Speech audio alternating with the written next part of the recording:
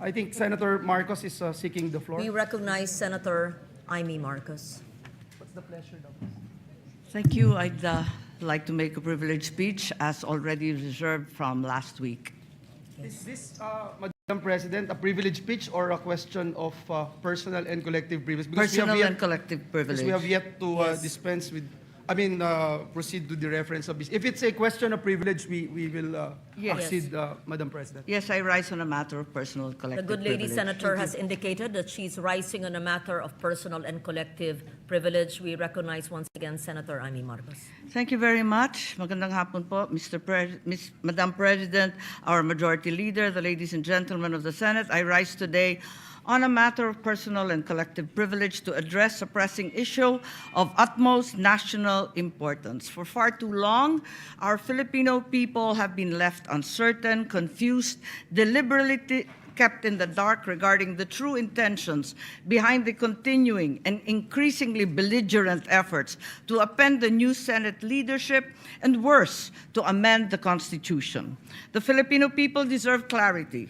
The Filipino people deserve honesty, and above all, the Filipino people deserve at least the truth. Madam President, today I will not rely solely on my own words. I will present before this chamber a short video containing documentation, footage, and statements directly connected to the ongoing efforts toward term extension and charter change. With your permission, therefore, may we now direct the technical team to play the video presentation. Bakit nagpalit ng liderato sa Senado? May I be allowed to humbly move to declare all seats vacant, Mr. President? With 13 affirmative votes, 10 negative votes, and 1 abstention, the positions in all the positions in the Senate is hereby declared vacant. Bakit ito nilusob?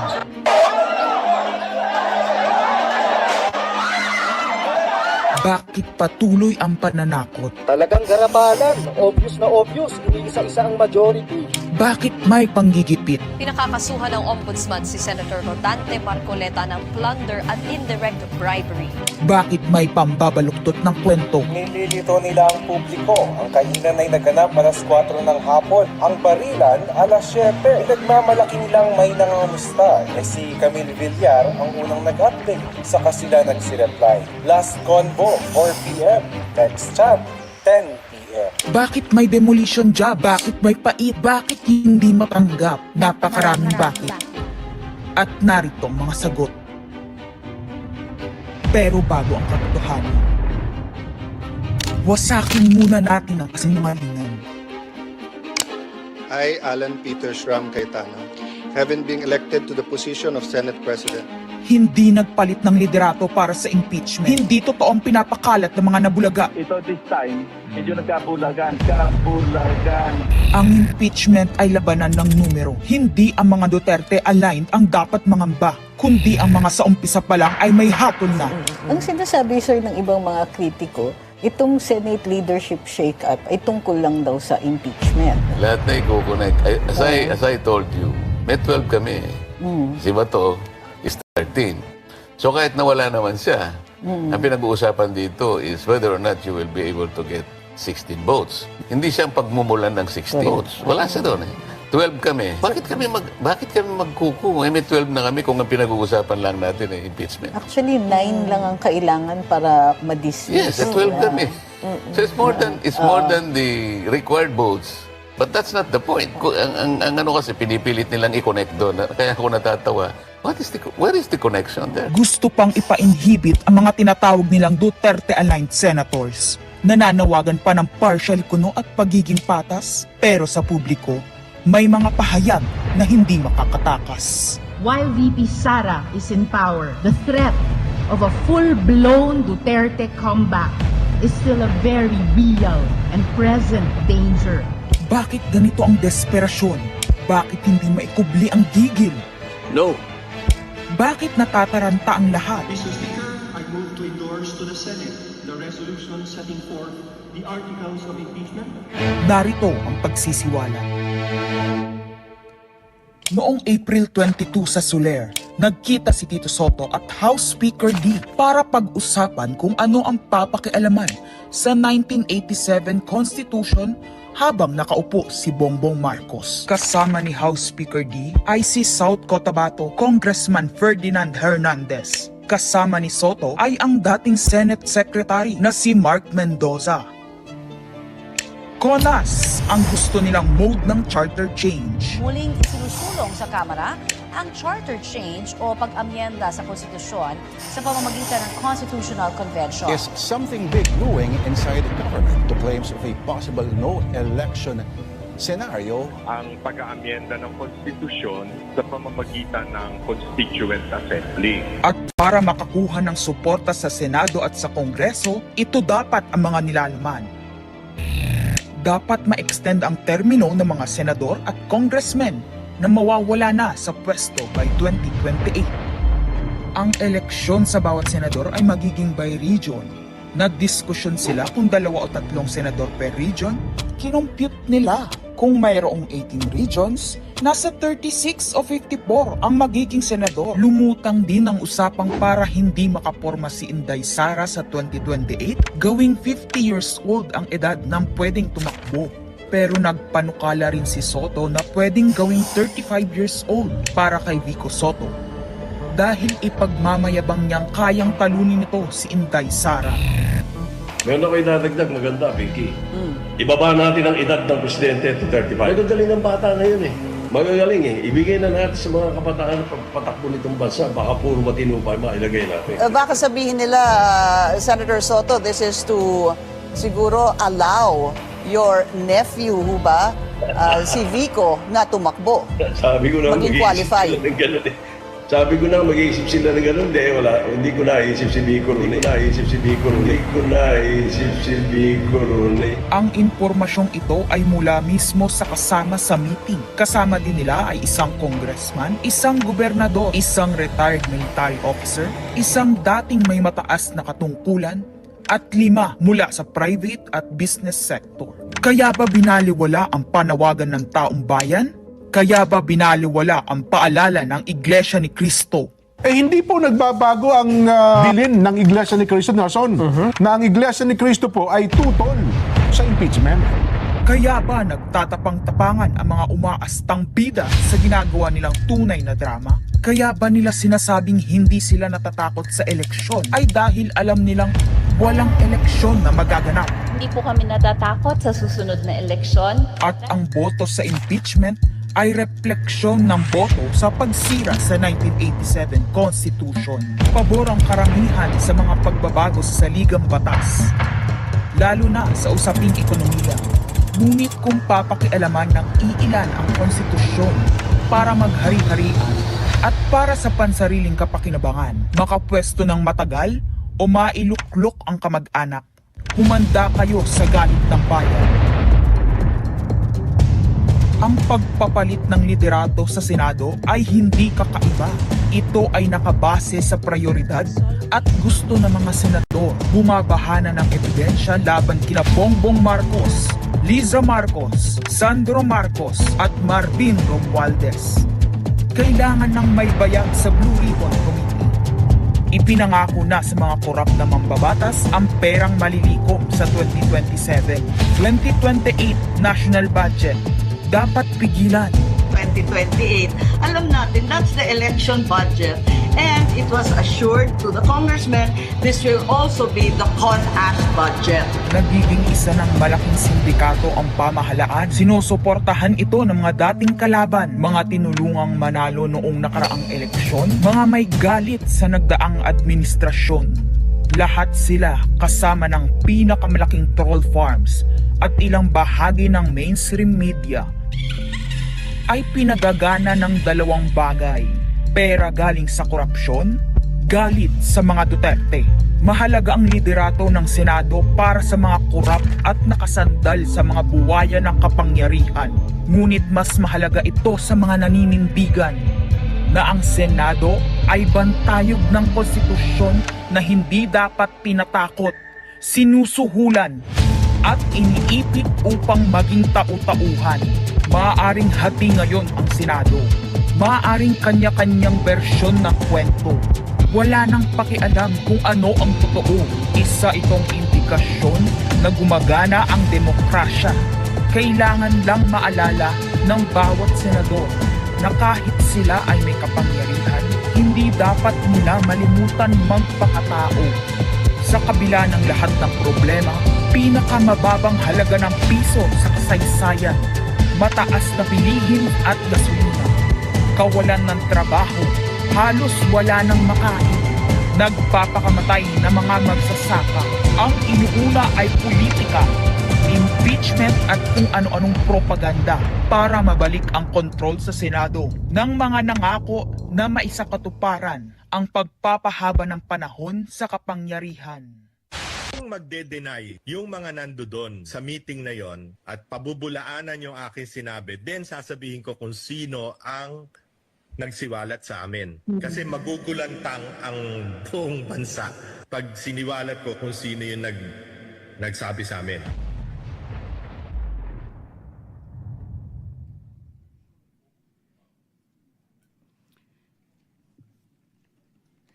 Impeachment, no elections, term extension. Ito ang inaatupag ng ilang mambabatas na nagiging mambubutas ng sikmura ng taong bayan. Inuuna ito kesa gutom, trabaho, kalusugan, kabuhayan. Gusto nilang pahabain ang paghihirap ng Pilipino, gusto ata nilang gumapang ang bayan sa dusa, gaya ng paggapang ng mga buhaya sa kaban ng bayan at konstitusyon. Ginoong Pangulo, Ginang Pangulo, hindi ko inaakalang aabot sa punto ng buhay ko na ako, isang Marcos, magtatanggol ng 1987 Constitution, isang saligang batas na isinulat laban sa aming pamilya. Pero sa huling pagbisita ko sa libingan ng mga bayani sa puntod ng aking ama, pinaalala ako ng mga katagang nakasulat sa kanyang himlayan, Pilipino.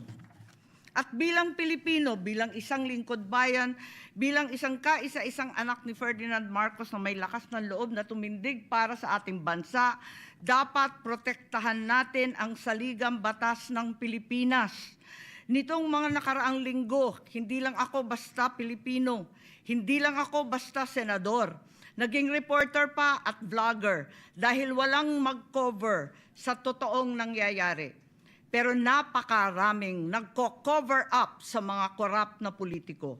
Kung meron nakakaalam sa galit ng bayan pagdating sa pagpapahaba ng poder sa kapangyarihan, nasa unahan na ako ng listahan. Hindi ako makakapayag na walang maisabuhay sa mga aral ng kasaysayan. Noong naharang natin ang PI na yan, People's Initiative, noong Enero 2024, hindi naman sila tumigil.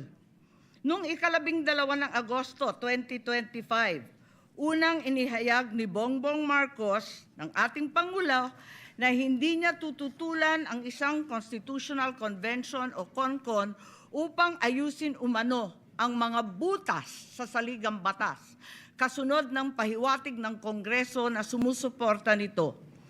Pagsapit ng Nobyembre, nung nakaraang taon din, naghain na si Congressman Ronaldo Puno at mga miyembro ng NUP, National Unity Party, ng House Bill 5870, naglalayong magpatawag ng Constitutional Convention upang magmungkahi ng mga amyenda sa konstitusyon. Noong 30 ng Enero 2026, nagpahayag naman si dating Senate President Soto ng suporta sa pagtalakay ng mga amyenda sa konstitusyon matapos ang desisyon ng Korte Suprema kaugnay ng impeachment laban kay VP Sara Duterte.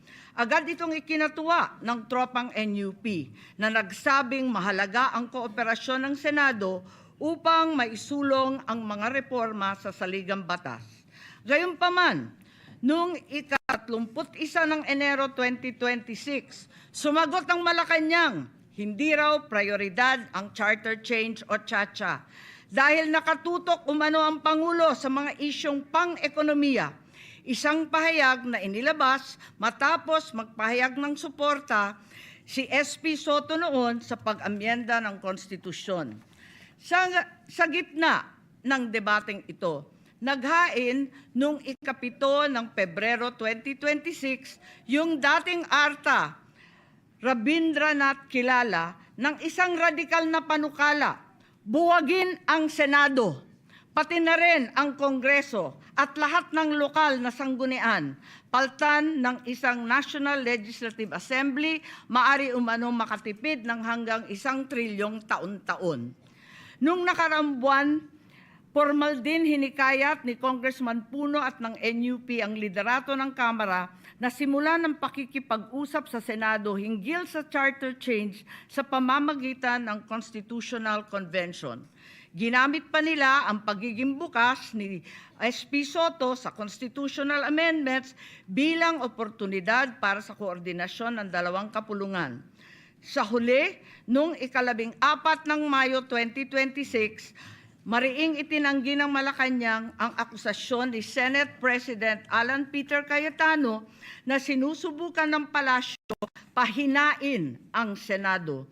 Binigyan diin ng palasyo na hindi pinag-uusapan ng Tsa-Tsa at inulit ang pananaw ng Pangulo na hindi ang pag-amyenda ng saligang batas ang sagot sa kasalukuyang problema ng bansa. Ngunit hindi ito ang nangyayari sa labas ng palasyo. Ang NOEL at term extension ay buhay na buhay sa mga patay na patay sa kapangyarihan. Pagkat sa kasalukuyang ika-20, ika-20 Kongreso, maraming panukalang naglalayong baguhin ang konstitusyon. Mula sa House Bill 368 ni Congressman Abante na nagsusulong ng CONCON hanggang sa resolution of both houses number 1 ni Congressman Garbin. Sinundan pa ng resolution of both houses number 2, naglalaman ng mungkahing ibaba sa 35 anyos ang minimum age requirement ng presidente at ang vice-presidente 30 ang edad. Bukod dito, Congressman Richard Gomez naghain ng resolution number 3 upang amyendahan din ang Constitution. Meron pang resolution number 4, nagmumungkahi gawing 3 taon na lamang, 3 magkakasunod na termino ang panunungkulan ng mga senador. Nariyan ang House Resolution 460 ni na Congressman Oreta, Congressman Remulla, Congressman Dasa at iba pa na bibigyan linaw daw ang kahulugan ng forthwith sa impeachment. At mula noong Abril, habang hinihikayat ng mga congressman na bumoto sa impeachment, malakas ang ugong ng NOEL sa 2028. Lumutang na rin ang mga detalye. Magte-term extension ang mga congressman at madadagdagan ng 3 taon na mananatiling nakaupo sa pwesto hanggang 2031. Ganon din, 2028. Ganon din ang mga senador, pati ang Pangulo, hanggang 2031 na raw. Kung may eleksyon man sa 2028, sa lokal na lang. Kaya, Visayas o Mindanao ka man, suportado ng iglesia o hindi, walang problema dahil walang eleksyon. Kaya ang tanong ngayon, ayaw ba talaga ng palasyo sa Tsa-Tsa o kunwari lang? O talaga bang wala ng respeto sa Pangulo? Bukod kay Lito Banayo, napakarami kong sources patungkol sa mga meeting na naganap para sa isinusulong na Constituent Assembly o CONAS. Mga kalipunan ng mga politikong hindi nananalo sa mga matataas na posisyon, inaambisyon nila. Kung hindi kayang manalo sa boto, baguhin na lang ang konstitusyon. Noon pa man, hindi ako naging hadlang sa pagbabago. Kumpara lamang sa ekonomiya at ikagiginhawa ng buhay ng Pilipino. Pero magagaling ang mga buwaya, tahimik na gumagapang upang malamon pati ang konstitusyon. Kung nagsisinungaling ang mga nagsumbong sa akin, kung sasabihin kasinungalingan ang sinabi ko ngayon at ang pinalabas, Hinihikayat ko ang mga senador ngayon sa ating bulwagan. Ipangako natin sa taong bayan na may eleksyon sa 2028 mula sa presidential hanggang sa lokal. At Madam President, magiging masaya akong mapatunayan na mali ako dahil ibig sabihin nun, mananalo ang tama. In the interest of time and that this chamber may proceed with its scheduled legislative business, I will not entertain any interpellations at this juncture and would rather allow the facts in the video as well as confronting this nation to resonate fully with this chamber and the Filipino people. I urge this body to look deeply into what we have witnessed today, act with vigilance, courage, and fidelity to the Constitution we swore to defend. Maraming salamat po.